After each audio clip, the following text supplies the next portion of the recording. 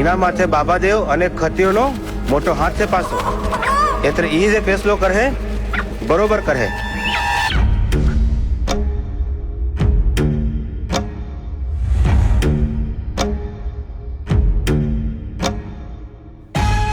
પછી પૂનમે અને અમાસે એક જણ મર્યો છે.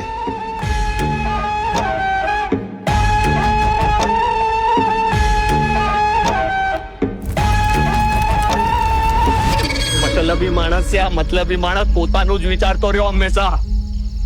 અરે જાણે હું કર્યા કરે એના જંગલમાં જઈને સિવાય.